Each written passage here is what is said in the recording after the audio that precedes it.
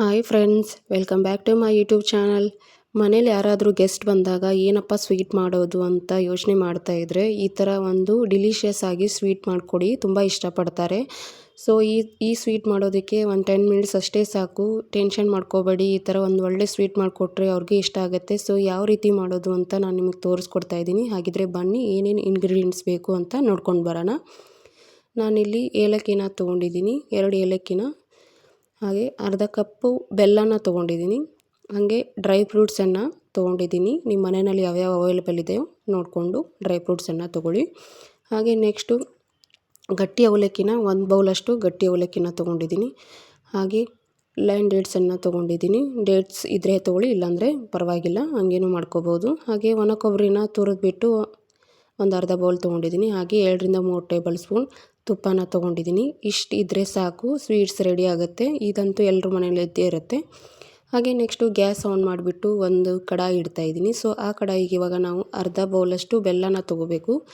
ಆ ಅರ್ಧ ಬೌಲ್ಗೆ 1 ಕಪ್ ಆಗುವಷ್ಟು ನೀರನ್ನು ಹಾಕೋತಾ ಇದ್ದೀನಿ. ನೀವು ಬೆಲ್ಲ ಕ್ವಾಂಟಿಟಿ ಎಷ್ಟು ತೊಗೊಂಡಿರ್ತೀರೋ ಅದರ ದುಪ್ಪಟ್ಟು, ಅಂದರೆ 1 ಕಪ್ ಬೆಲ್ಲ ತೊಗೊಂಡ್ರೆ 7 ಕಪ್ ನೀರು ಹಾಕಬೇಕು.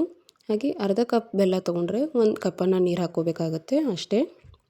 ನೀವು ಬೆಲ್ಲದ ಕ್ವಾಂಟಿಟಿ ಯಾವ ರೀತಿ ತೊಗೊಂಡಿರ್ತೀರೋ ನೀರಿನ ಕ್ವಾಂಟಿಟಿ ಅದರ ಅಳತೆಯಲ್ಲಿ ಜಾಸ್ತಿ ತೊಗೋಬೇಕಾಗತ್ತೆ ಅಷ್ಟೇ. ಬೆಲ್ಲ ಕರಗಬೇಕಿದು. ಸೊ ಬೆಲ್ಲ ಕರಗೋವರೆಗೂ ನಾವು ಈ ಥರ ಕುದಿಸ್ಕೊಳ್ಳೋಣ. ಕುದೀತಾ ಇದ್ದಂಗೆ ನಾವು ಏಲಕ್ಕಿನ ಹಾಗೆ ತೊಗೊಂಡಿದ್ದೀನಿ. ನೀವು ಬೇಕಿದ್ರೆ ಕುಟ್ಟಿ ಪುಡಿ ಮಾಡಿನೂ ತೊಗೋಬೋದು. ಸೊ ಏಲಕ್ಕಿ ಹಾಕಿದ್ಮೇಲೆ ಇನ್ನೂ ಚೆನ್ನಾಗಿ ಸ್ವಲ್ಪ ಕುದಿಸ್ಕೋಬೇಕು. ಚೆನ್ನಾಗಿ ಕುದ್ದಿದ ನಂತರ ಇದನ್ನು ತೆಳಗಿಳಿಸ್ಕೋಬೇಕು. ತೆಳಗಿಳಿಸ್ಕೊಂಡು ಇನ್ನೊಂದು ಪ್ಯಾನ್ಗೆ ನಾನಿವಾಗ ಗ್ಯಾಸ್ ಆನ್ ಮಾಡಿಬಿಟ್ಟು ಪ್ಯಾನ್ಗೆ ತುಪ್ಪನ ಹಾಕ್ತಾಯಿದ್ದೀನಿ. 2-3 ಟೇಬಲ್ ಸ್ಪೂನ್ ತುಪ್ಪ ತೊಗೊಂಡಿದ್ದೀನಿ. ತುಪ್ಪ ಕಾದ ನಂತರ ಡ್ರೈ ಫ್ರೂಟ್ಸನ್ನು ಹಾಕ್ಕೋತಾ ಇದ್ದೀನಿ.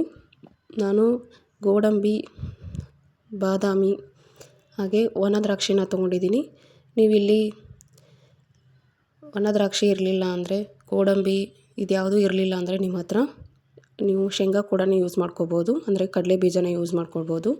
ಡ್ರೈ ಫ್ರೂಟ್ಸ್ ಇರಲಿಲ್ಲ ಅಂದರೆ ನಾನು ಒಣ ದ್ರಾಕ್ಷಿನ ಸ್ವಲ್ಪ ಬೇಗ ತಕ್ಕೋತಾ ಇದ್ದೀನಿ, ಯಾಕಂದರೆ ಕಪ್ಪಾಗೋ ಚಾನ್ಸಸ್ ಇರುತ್ತೆ. ಸೊ ಅದಕ್ಕೆ, ಇಲ್ಲಾಂದರೆ ನೀವು ಒಂದೊಂದಾಗೇ ಫ್ರೈ ಮಾಡ್ಕೋಬೋದು. ನಾನು ಟೈಮ್ ಸೇವ್ ಆಗಲಿ ಅಂತ ಎಲ್ಲನೂ ಜಾಸ್ತಿ ಇದರೊಳಗಡೆ ಹಾಕ್ಕೊಂಡು ಫ್ರೈ ಮಾಡ್ಕೋತಾ ಇದ್ದೀನಿ. ಸೊ ಎಲ್ಲನೂ ಸ್ವಲ್ಪ ಕೆಂಪಾಗ್ತಾ ಇರೋಂಗಾಗಲೇ ತಕ್ಕೋಬೇಕು.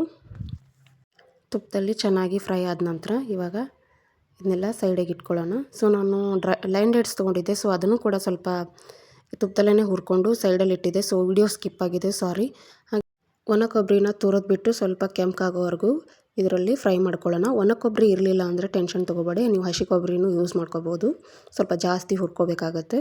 ಅದಕ್ಕೋಸ್ಕರ ನೀವು ಲೈನ್ ಡೇಟ್ಸ್ ಇರಲಿಲ್ಲ ಅಂದರೂ ಸ್ಕಿಪ್ ಮಾಡ್ಕೊಳ್ಳಿ, ಹಾಕ್ಕೋಬೇಕಂತೇನಿಲ್ಲ. ನಾನು ಸ್ವಲ್ಪ ಟೇಸ್ಟ್ ಚೆನ್ನಾಗಿರುತ್ತೆ ಅಂತ ಆ್ಯಡ್ ಮಾಡ್ಕೊಂಡಿದ್ದೀನಿ.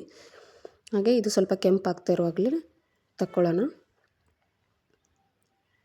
ಜಾಸ್ತಿ ಬೇಕಿದ್ದರೆ ನೀವು ಒಣ ಕೊಬ್ಬರಿನ ಜಾಸ್ತಿನೂ ಯೂಸ್ ಮಾಡ್ಕೋಬೋದು. ಹಸಿ ಕೊಬ್ಬರಿನ ಸೇಮ್ ಇದೇ ಥರ ತುರಿದ್ಬಿಟ್ಟು ತುಪ್ಪದಲ್ಲಿ ಹುರ್ಕೊಳ್ಳಿ. ಸೊ ಇದನ್ನೆಲ್ಲ ತಕ್ಕೋತಾ ಇದ್ದೀನಿ. ಸ್ವಲ್ಪ ತುಪ್ಪನೂ ಇದರೊಳಗಡೆ ಹಾಕೊಂಡ್ಬಿಡೋಣ, ಯಾಕಂದರೆ ನೆಕ್ಸ್ಟು ಅವಲಕ್ಕಿ ಹಾಕಬೇಕಾಗಿರುತ್ತೆ. ಅದನ್ನು ಹಾಗೇ ಮಿಕ್ಸ್ ಮಾಡ್ಕೋಬೇಕು. ಅದಕ್ಕೋಸ್ಕರ ಈ ಥರ ರೆಡಿ ಆಯಿತು. ಹಾಗೆ ನಾವು ಬೆಲ್ಲ ಇವಾಗ ನೀರು ಮಾಡ್ಕೊಂಡಿದ್ವಲ್ಲ, ಅದು ಕೂಡ ಇವಾಗ ತಣ್ಣಗಾಗಿದೆ. ಸೊ ಇದನ್ನು ಸೋದಿಸ್ಕೊಳ್ಳೋಣ. ಸೋದಿಸ್ಕೊಂಡ ನಂತರ ಅದರಲ್ಲಿ ಏನು ಕಸ ಕಡ್ಡಿ ಏನಾದರೂ ಇದ್ದರೆ ಆಚೆ ಹಾಕಿಬಿಟ್ಟು ನಾನು ಏಲಕ್ಕಿನ ಕೂಡ ಹಾಕ್ಕೋತಾ ಇದ್ದೀನಿ. ಅದರೊಳಗಡೆ ಇರೋದು ಸ್ವಲ್ಪ ಹಾಕ್ಕೋತಾ ಇದ್ದೀನಿ. ಹಾಗೆ ಇವಾಗ ನೆಕ್ಸ್ಟು ನಾವು ಒಂದು ಕಾಟನ್ ಬಟ್ಟೆಯಲ್ಲಿ ಈ ಥರ ಗಟ್ಟಿ ಅವಲಕ್ಕಿ ತೊಗೊಂಡಿದ್ನಲ್ಲ 1 ಬೌಲು, ಅದನ್ನು ಹಾಕ್ಕೋತಾ ಇದ್ದೀನಿ. ಇದರಲ್ಲಿ ನೀಟಾಗಿ ಈ ಥರ ಬಟ್ಟೆನಿಂದ ವಾಶ್ ಮಾಡ್ಕೊಳ್ಳೋಣ. ನೀವು ನೀರಲ್ಲಿ ಹಾಕಿ ವಾಶ್ ಮಾಡಿಕೊಂಡ್ರೆ ಅದು ರೈಸ್ ಥರ ಆಗುತ್ತೆ ಸ್ವೀಟು. ಅದಕ್ಕೋಸ್ಕರ ಸ್ವಲ್ಪ ಉದುರುದುರಾಗಿರಲಿ ಅಂತ ನಾನು ಗಟ್ಟಿ ಅವಲಕ್ಕಿನ ತೋರಿಸ್ತಾ ಇಲ್ಲ, ಹಾಗೇ ರೆಡಿ ಮಾಡಿಕೊಂಡು ಮಾಡ್ತಾಯಿದ್ದೀನಿ. ನೀವು ಬೇಕಿದ್ರೆ ತೋರಿಸಿ ಕೂಡ ಮಾಡ್ಕೋಬೋದು. ನಾನು ವಾಶ್ ಮಾಡ್ತಾ ಇಲ್ಲ ಸೊ ನೀರಲ್ಲಿ, ಅದಕ್ಕೋಸ್ಕರ ಇದನ್ನು ಸ್ವಲ್ಪ ಕ್ಲೀನಾಗಿ ಬಟ್ಟೆನಿಂದ ಈ ಥರ ಕ್ಲೀನಾಗಿ ಒರೆಸ್ಕೊಂಡ್ಬಿಡೋಣ. ಯಾಕಂದರೆ ಸ್ವಲ್ಪ ಡಸ್ಟ್ ಇರುತ್ತೆ, ಇಲ್ಲಾಂದರೆ ಏನು ತೊಳೆದ್ಬಿಟ್ರೆ ಎಲ್ಲ ಹೋಗುತ್ತೆ, ಇಲ್ಲಾಂದರೆ ಈ ಥರ ಇರುತ್ತೆ. ಅದಕ್ಕೋಸ್ಕರ ಸ್ವಲ್ಪ ವಾಶ್ ಮಾಡ್ಕೊಂಡ್ಬಿಟ್ಟು ಅದೇ ಬೌಲಲ್ಲಿ ಹಾಕ್ಕೋತಾ ಇದ್ದೀನಿ. ಸೊ ನೆಕ್ಸ್ಟು ಅದೇ ಕಡಾಯಿಗೆ ನಾನು ಇವಾಗ 1 ಬೌಲ್ ಗಟ್ಟಿ ಅವಲಕ್ಕಿನ ಹಾಕ್ಕೋತಾ ಇದ್ದೀನಿ. ತುಪ್ಪ ಅದು ಏನು ಹಾಕ್ಕೋಬೇಡಿ, ಅದೇ ಕಡಾಯಿಯಲ್ಲಿ ನಾವು ಫ್ರೈ ಮಾಡ್ಕೋಬೇಕು. ಸ್ವಲ್ಪ ಕೆಂಪಾಗೋವರೆಗೂ ಫ್ರೈ ಮಾಡ್ಕೊಳ್ಳೋಣ. ಹಾಗೆ ಎಲ್ಲರಲ್ಲೂ ಒಂದು ರಿಕ್ವೆಸ್ಟ್, ಇನ್ನೂ ಯಾರು ನನ್ನ ಚಾನಲ್ನ ಸಬ್ಸ್ಕ್ರೈಬ್ ಮಾಡಿಲ್ಲೋ ಸೊ ಬೇಗ ಸಬ್ಸ್ಕ್ರೈಬ್ ಮಾಡಿ. ಹಾಗೆ ಬೆಲ್ ಐಕಾನನ್ನು ಕ್ಲಿಕ್ ಮಾಡಿ. ಬೆಲ್ ಐಕಾನ್ ಕ್ಲಿಕ್ ಮಾಡೋದ್ರಿಂದ ನಾನು ಮಾಡಿರೋ ವಿಡಿಯೋಗಳು ನೋಟಿಫಿಕೇಷನ್ ಮೊದಲು ನಿಮಗೆ ಬರೋದು. ಸೊ ಅದಕ್ಕೋಸ್ಕರ. ಹಾಗೆ ನೆಕ್ಸ್ಟು ಇದನ್ನೆಲ್ಲ ಚೆನ್ನಾಗಿ ಫ್ರೈ ಮಾಡ್ಕೊಳ್ಳೋಣ. ನೋಡಿ ನಾನು ತೋರಿಸ್ತಾ ಇದ್ದೀನಿ. ಇವಾಗ ಈ ಥರ ಕಲರ್ ಚೇಂಜ್ ಆಗ್ತಾ ಇದೆ. ಅದು ಸ್ವಲ್ಪ ಮೀಡಿಯಮ್ ಫ್ಲೇಮ್ನಲ್ಲಿ ಇಟ್ಕೊಳ್ಳಿ, ಕಲರ್ ಚೇಂಜ್ ಆಗ್ತಾ ಇರುವಾಗಲೇ. ಜಾಸ್ತಿ ರೋಸ್ಟ್ ಮಾಡ್ಕೊಳಕ್ಕೆ ಹೋಗಬೇಡಿ. ಹಾಗೆ ನಾವು ಬೆಲ್ಲದ ನೀರನ್ನು ಮಾಡ್ಕೊಂಡಿದ್ವಲ್ಲ ಪಾಕ, ಅದನ್ನು ಕೂಡ ಹಾಕೋತಾ ಇದ್ದೀನಿ. ಅಷ್ಟೂ ಬೆಲ್ಲದ ನೀರನ್ನು ಹಾಕೋಬೇಕು ಇದಕ್ಕೆ. ನೋಡಿ ಹಾಕ್ಕೊಂಡ್ಬಿಟ್ಟು ಇವಾಗ ಇದನ್ನು ಲಿಡ್ ಕ್ಲೋಸ್ ಮಾಡ್ತಾಯಿದ್ದೀನಿ. ಲಿಡ್ ಕ್ಲೋಸ್ ಮಾಡಿ ಒಂದು 3-4 ನಿಮಿಷನಾದರೂ ಬೇಯಿಸ್ಕೋಬೇಕು. ನೋಡಿ ಇನ್ನೂ ಸ್ವಲ್ಪ ನೀರಿದೆ, ಬೇಯಿಸ್ಕೊಳ್ಳೋಣ ಚೆನ್ನಾಗಿ. ಈ ಥರ ನೀರೆಲ್ಲದು ಹೀರ್ಕೋಬೇಕು, ಅವಲಕ್ಕಿನ ಕೂಡ್ಕೋಬೇಕು ಅದು ಚೆನ್ನಾಗಿ. ಸೊ ಈ ಥರ ಆಗ್ತಿರುವಾಗಲೇ ನಾನು ಡ್ರೈ ಫ್ರೂಟ್ಸ್ ಏನು ತುಪ್ಪದಲ್ಲಿ ಹುರ್ಕೊಂಡಿದ್ನಲ್ಲ ಅದನ್ನು ಕೂಡ ಹಾಕೋತಾ ಇದ್ದೀನಿ. ಇದರಲ್ಲಿ ಹಾಕ್ಕೊಂಡ್ಬಿಟ್ಟು ಚೆನ್ನಾಗಿ ಮಿಕ್ಸ್ ಮಾಡ್ಕೋತಾ ಇದ್ದೀನಿ. ಈ ಥರ ಮಿಕ್ಸ್ ಮಾಡ್ಕೊಳ್ಳಿ. ಅಂದರೆ ಬೆಲ್ಲದ ನೀರನ್ನು ತೊಗೊಂಡಿದ್ವಲ್ಲ ಅದು ಇದ್ರ ಜೊತೆಗೆ ಕುಡ್ಕೋಬೇಕು. ನೀರಿನ ಅಂಶ ಎಲ್ಲ ಹೀರ್ಕೊಂಡ ನಂತರ ಅದು ಉದುರಾಗಿ ಬರುತ್ತೆ, ಸ್ವಲ್ಪ ಡ್ರೈ ಆಗಿ ಕಾಣುತ್ತೆ. ಸೊ ನಾವು ಜಾಸ್ತಿ ಎಷ್ಟು ಬೆಲ್ಲದ ನೀರು ಹಾಕಿ ಕುದಿಸ್ಕೋತೀವಲ್ಲ ಅಷ್ಟು ಚೆನ್ನಾಗಿ ಬರುತ್ತೆ. ನೀವು ಗಟ್ಟಿ ಅವಲಕ್ಕಿನ ತೊಗೊಂಡಿರೋದ್ರಿಂದ ಜಾಸ್ತಿ ಟೈಮ್ ತೊಗುತ್ತೆ ಸ್ವಲ್ಪ ಕುದಿಯೋದಕ್ಕೆ. ನೋಡಿ ಇನ್ನೂ ಸ್ವಲ್ಪ ಇದೆ, ಹಾಗೆ ಮಿಕ್ಸ್ ಮಾಡ್ಕೋತಾ ಇದ್ದೀನಿ. ಸೊ ಇವಾಗ ಇನ್ನೊಂದು ಸ್ವಲ್ಪ ಕುದಿಸ್ಕೊಳ್ಳೋಣ. ನಿಮ್ಗೇನಾದರೂ ಗಟ್ಟಿ ಅನಿಸಿದ್ರೆ ಇನ್ನೂ ಸ್ವಲ್ಪ ಬೆಲ್ಲದ ನೀರು ಹಾಕ್ಕೊಂಡ್ಬಿಟ್ಟು ಜಾಸ್ತಿನೇ ಕುದಿಸ್ಕೊಳ್ಳಿ. ಇವಾಗ ನೀರಿನ ಅಂಶ ಎಲ್ಲ ಪೂರ್ತಿ ಕಡಿಮೆ ಆಗಿದೆ. ಸೊ ಇವಾಗ ಇದನ್ನು ಸೈಡಲ್ಲಿ ಇಟ್ಕೊಳ್ಳೋಣ. ಹಾಗೆ ನಾನು ಡ್ರೈ ಫ್ರೂಟ್ಸ್ ಹುರಿದಿದ್ದ ತಟ್ಟೆನಲ್ಲೇ ಈ ಅವಲಕ್ಕಿನ ಹಾಕ್ಕೋತಾ ಇದ್ದೀನಿ. ಯಾಕೆಂದರೆ ತುಪ್ಪ ಎಲ್ಲ ಇರುತ್ತಲ್ಲ, ಸೊ ಅದಕ್ಕೋಸ್ಕರ ಹಾಕ್ಕೊಂಡ್ಬಿಟ್ಟು ಸರ್ವ್ ಮಾಡ್ತಾಯಿದ್ದೀನಿ.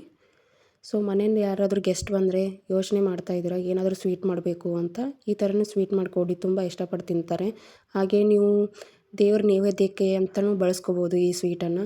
ಸೊ ಸಡನ್ನಾಗಿ ಏನಾದರೂ ಫಂಕ್ಷನ್ ಇತ್ತು ಅಂದರೆ ಈ ಥರ ಸ್ವೀಟ್ ಮಾಡೋದಕ್ಕೆ ಟೈಮ್ ತುಂಬ ತೊಗೊಳ್ಳಲ್ಲ, ಬೇಗ ಆಗುತ್ತೆ. ಸೊ ಮಕ್ಕಳಿಗೂ ಕೂಡ ಇಷ್ಟ ಆಗುತ್ತೆ. ಸೊ ಡ್ರೈ ಫ್ರೂಟ್ಸ್ ಹಾಕಿರ್ತೀವಲ್ಲ, ತುಂಬ ಇಷ್ಟಪಟ್ಟು ತಿಂತಾರೆ. ಹಾಗೆ ಈ ರೆಸಿಪಿ ಇಷ್ಟ ಆದಲ್ಲಿ ಲೈಕ್, ಶೇರ್, ಕಮೆಂಟ್ ಮಾಡೋದನ್ನು ಮರಿಬೇಡಿ. ಹಾಗೆ ಸಬ್ಸ್ಕ್ರೈಬ್ ಮಾಡೋದನ್ನು ಮಿಸ್ ಮಾಡಬೇಡಿ ಫ್ರೆಂಡ್ಸ್. ನೆಕ್ಸ್ಟ್ ರೆಸಿಪಿ ಜೊತೆಗೆ ಸಿಗ್ತೀನಿ. ಅಲ್ಲಿವರೆಗೂ ಟೇಕ್ ಕೇರ್, ಬಾಯ್.